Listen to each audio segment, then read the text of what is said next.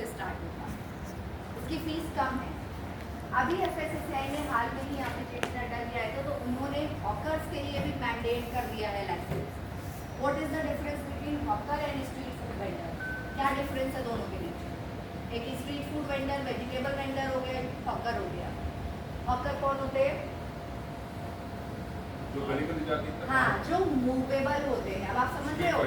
हाँ, जैसे आप बस स्टॉप में खड़े रहो, रेलवे स्टेशन में खड़े रहो तो मुंह पानी दे रहे हैं, पॉपकॉर्न दे रहे हैं, चिप्स, इवन वो भी कंसिडर है फूड हैंडलर, तो उनको भी मैंडेट है। पहले वो लोग नहीं लेते थे, बट अब हॉकर को इतना ज़रूरी कर दिया है तो स्ट्रीट वेंडर्स को तो लेना ही लेना है, हॉकर्स को भी कर दिया है कि आपको भी रजिस्ट्रेशन या लाइसेंस जो भी कैटेगरी आपकी उसमें आना है। तो लाइसेंस आपका 100 से, रजिस्ट्रेशन आपका 22 से स्टार्ट होता है। उसके बाद आप आते हैं, नेम ऑफ FBO लिखा रहता है, वहाँ पे लोग गलत नाम कुछ लगा देते हैं, नाम से उससे लगा देते हैं, तो अपनी कंपनी का जो भी नाम है वो लिखवाइए। फिर address of the authorised premises, authorised premises जहाँ पे आपका बिजनेस रन कर रहा है, ये नहीं कि CA का ऑफिस का दे दिया, कॉर्पोरेट ऑफिस का दे दिया, कुछ और दे दिया, घर का दे दिया, बहुत लोग करते हैं।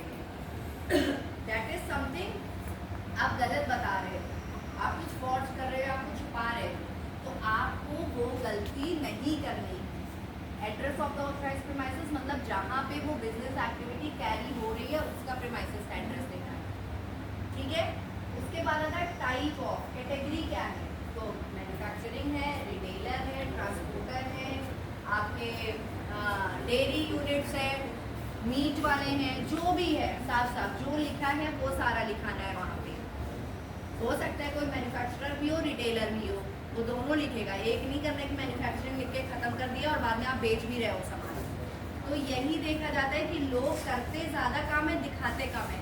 तो जो एक्टिविटीज़ आप कर रहे हो वो सारी रिफ्लेक्ट होनी चाहिए FSSAI लाइसेंस और रजिस्ट्रेशन के अंदर, सब बता दें। कई बार देखा जाता है कि हाँ जी, FSSAI के अंदर जो आपकी वेबसाइट है, एक मेंशन है क्लियरली कि this is for registration, this is for हाँ हाँ, वहाँ सब लिखा हुआ है, वहाँ सब लिखा है, वहाँ प्लेंटी ऑफ इन्फॉर्मेशन है। अगर कोई जाके देखेगा इतनी इन्फॉर्मेशन है, रोज़ कुछ ना कुछ आता है।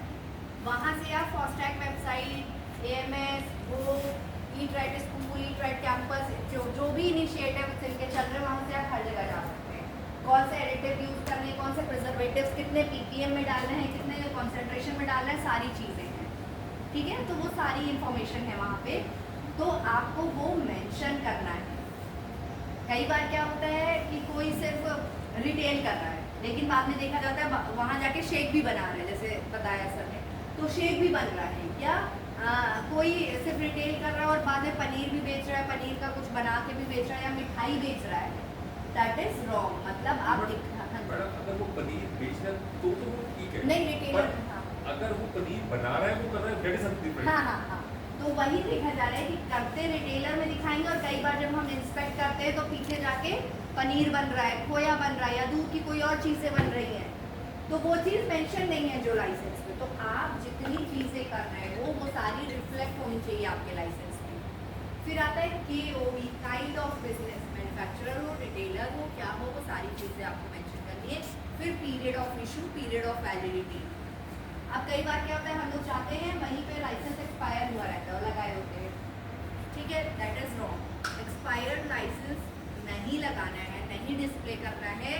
और अगर ये सुनने को आता है फिर मैम आज ही हुआ है, कल ही हुआ है, करवाने जा रहे थे, that is wrong, completely wrong. Licence का जो प्रोसेस है आपको 30 से 60 दिन से पहले स्टार्ट करना है। अगर आपका लाइसेंस एक्सपायर हो रहा है सितंबर 2025 में, आपको स्टार्ट कर देना है प्रोसेस, एटलीस्ट जुलाई एंड से तो स्टार्ट ही कर दो। 30 से 60 दिन का टाइम पीरियड होता है, वो अपने अकॉर्डिंग आप ऑनलाइन भी कर सकते हो, या जो भी साइबर कैफे वाले कोई कंसल्टेंट से करवा रहा है, बट डिटेल्स अपनी डालिए, फ़ोन नंबर, ईमेल आईडी। आप सब लोग अब अवेयर है, सबके पास स्मार्टफोन है, सारी चीज़ें, क्योंकि FSSAI जब ऐसी कुछ कम्युनिकेशन भेजती है तो आप तक पहुँच ही नहीं रही है।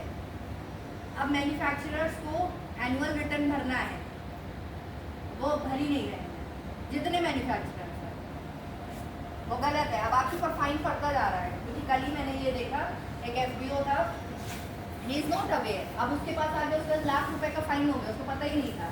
अब हम जो मेल FSSAI से जा रही है वो उसके CA वो साइबर कैफे वाले के पास जा रही है, अगर आप एनुअल रिटर्न ITR नहीं है, पहली बात ITR is something different, annual return FSSAI जो भी मैन्युफैक्चरर्स है उनको मैंडेटरी है। जून 30 इसकी लास्ट डेट होती है, अगर आप एक्सटेंड करते हो तो कुछ फाइन